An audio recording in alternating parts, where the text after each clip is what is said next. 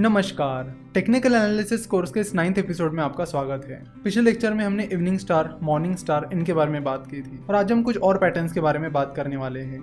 आज हम shooting star के बारे में बात करेंगे, साथ ही हरामे पैटर्न के बारे में भी बात करेंगे। हरामे पैटर्न में मेनली दो पैटर्न्स होते हैं, बुलिश हरामे पैटर्न और बियरिश हरामे पैटर्न। तो उनको आज हम डिटेल में समझेंगे। ये सारे पैटर्न्स अगले 1-2 लेक्चर तक चलेंगे। उसके बाद हम टेक्निकल एनालिसिस की बाकी चीजों के बारे में भी बात करेंगे। चलो तो शुरुआत करते हैं शूटिंग स्टार से। शूटिंग स्टार कुछ इस तरह दिखता है। तो शूटिंग स्टार बुल ट्रेंड के दौरान आता है। तो यहाँ पर आप देख रहे हो कि शेयर की प्राइस लगातार बढ़ती जा रही है और उसी बीच ये शूटिंग स्टार आ गया है। शूटिंग स्टार भी एक रिवर्सल पैटर्न है जो हमें ट्रेंड में होने वाले चेंजेस के बारे में बताता है। क्योंकि शूटिंग स्टार की बॉडी बहुत छोटी होती है, इसलिए शूटिंग स्टार का कलर उतना मैटर नहीं करता है। तो चलो देखते हैं कि शूटिंग स्टार को देखकर हमें क्या समझ में आता है। जैसे कि आप यहाँ पर देख रहे हो कि ये स्टॉक लगातार ऊपर जा रहा है और उसी पीछे शूटिंग स्टार आ गया है। शूटिंग स्टार की बॉडी बहुत छोटी है, इसके लोअर शैडो नहीं के बराबर है और अपर शैडो काफी लंबी है।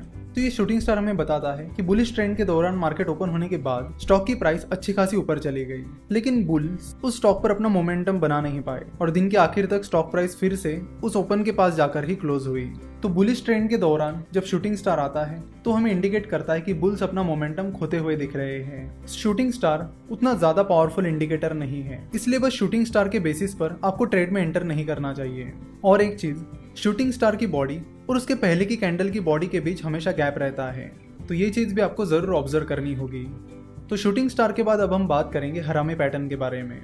देखो, कैंडलस्टिक चार्ट के ये जो भी नाम है वो सारे जापानीज नाम है। तो पुराने जमाने में जापान में हरामी का मतलब होता था प्रेग्नेंट। तो यहाँ पर हरामी का मतलब है प्रेग्नेंट, ना कि आप जो समझ रहे हैं वो।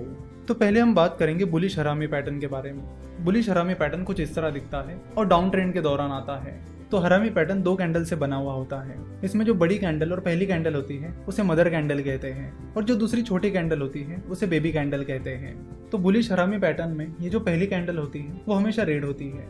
तो जैसे कि आप यहाँ पर देख रहे हो कि डाउन ट्रेंड चल रहा है और शेयर की प्राइस लगातार गिर रही है। उसी पीछे पहली कैंडल आ गई जो हमें बता रही है कि उस स्टॉक में या मार्केट में बियरिश ट्रेंड चल रहा है और शेयर प्राइस लगातार गिर रही है। उसके बाद ये सेकंड कैंडल आती है जिसकी बॉडी काफी छोटी होती है। इस सेकंड कैंडल का कलर ज्यादा मैटर नहीं करता है क्योंकि उसकी बॉडी बहुत छोटी है। तो ये सेकंड कैंडल यानी बेबी कैंडल हमें बताती है कि उसकी ओपनिंग प्राइस उसके पहले वाली कैंडल यानी मदर कैंडल की क्लोजिंग प्राइस से ऊपर है। तो ये चीज हमें बताती है कि उस स्टॉक में या मार्केट में बुल्स ने एंट्री कर ली है। लेकिन फिर बुल्स उस मोमेंटम को दिन भर बनाए नहीं रख पाते और उस स्टॉक की क्लोजिंग प्राइस उसके ओपनिंग प्राइस के पास जाकर ही क्लोज होती है। तो यहाँ पर सेकंड कैंडल यानी बेबी कैंडल की क्लोजिंग प्राइस भी उसके पहले की कैंडल यानी मदर कैंडल की क्लोजिंग प्राइस से ऊपर है। तो ये चीज हमें बताती है कि मार्केट में बुल्स ने एंट्री कर ली है। पर बुलिश हरामी कैंडल उतना स्ट्रॉन्ग इंडिकेटर नहीं है कि जिसके बेसिस पर आप तुरंत मार्केट में पोजीशन ले सको। जैसे कि हमने देखा था कि मॉर्निंग स्टार और बुलिश इनगल्फिंग पैटर्न इन्होंने हमें बहुत स्ट्रॉन्ग इंडिकेटर्स दिए थे जिसके बेसिस पर हम आसानी से ट्रेड शुरू कर सकते थे। पर यहाँ पर बुलिश हरामी पैटर्न का इंडिकेटर उतना स्ट्रॉन्ग नहीं है। ये बस बता रहा है कि उस स्टॉक में या मार्केट में बुल्स ने एंट्री कर ली है। पर बुलिश हरामी पैटर्न को देखकर आप समझ सकते हो कि बुल्स पूरे दिन भर अपना मोमेंटम बनाए नहीं रख पाए, जिसकी वजह से आप कॉन्फिडेंटली अपना ट्रेड शुरू नहीं कर सकते।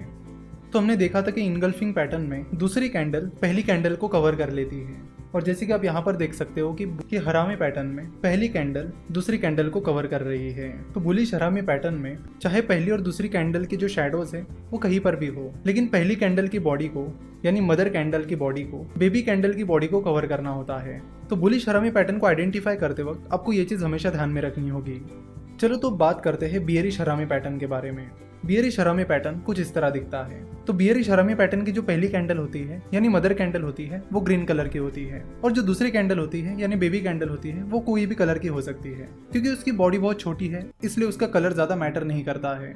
तो यहाँ पर आप देख सकते हो कि बियरिश हरामी पैटर्न अप ट्रेंड के दौरान आता है और यहाँ पर शेयर की प्राइस लगातार बढ़ रही है। उसी पीछे पहली कैंडल आ गई है जिसने हमें बता दिया है कि मार्केट में या उस स्टॉक में बुल ट्रेंड चल रहा है और स्टॉक की प्राइस लगातार ऊपर जा रही है। तो ये पहली कैंडल हमें बता दी है कि मार्केट में बुल ट्रेंड चल रहा है और बुल्स उस स्टॉक में या मार्केट में अपना मोमेंटम बनाए रखने में कामयाब हो रहे हैं। उसके बाद ये सेकंड कैंडल आती है। आप देख सकते हो कि सेकंड कैंडल की ओपनिंग प्राइस उसके पहले की कैंडल की क्लोजिंग प्राइस से नीचे है। तो ये चीज हमें बताती है कि उस स्टॉक के शुरुआती दौर में ही बियर्स ने उस स्टॉक में एंट्री कर ली है, लेकिन बियर्स अपना ये मोमेंटम बनाए नहीं रख पाए और दिन के आखिर में उस स्टॉक की क्लोजिंग प्राइस उसके ओपनिंग प्राइस के पास जाकर ही क्लोज हुई।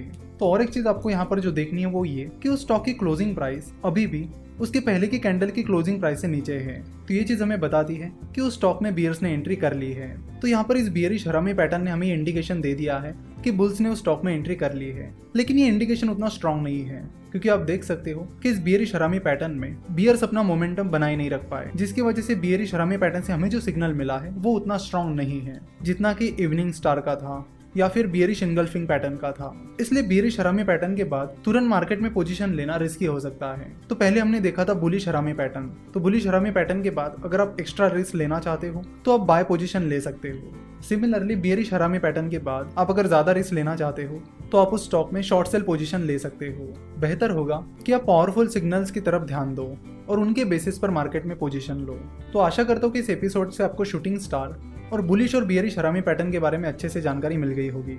धीरे धीरे इन पैटर्न्स को समझते समझते हम पूरे कैंडलस्टिक को एनालाइज करना सीख जाएंगे, जिसके बाद चाहे कोई भी चीज़ हो आप तुरंत उसे आसानी से एनालाइज कर सकते हो कि ये पैटर्न कौन सा हो सकता है, इसका मीनिंग क्या है और उसका इंडिकेशन क्या है। आने वाले 1-2 लेक्चर्स में हम और कुछ पैटर्न्स के बारे में बात करेंगे। देखो, टेक्निकल एनालिसिस उतना डिफिकल्ट नहीं है जितना आप समझते हो। अब अगर इसे ध्यान से समझोगे, हर एक पैटर्न को अच्छे से समझोगे तो आप बड़े आसानी से टेक्निकल एनालिसिस को सीख जाओगे। आगे चलकर टेक्निकल एनालिसिस में और भी कई सारी इंटरेस्टिंग चीजें आने वाली है, जिसको सीखते हुए हमें काफी मजा भी आने वाला है। तो आशा करता हूँ कि आपको आज का एपिसोड पसंद आया होगा।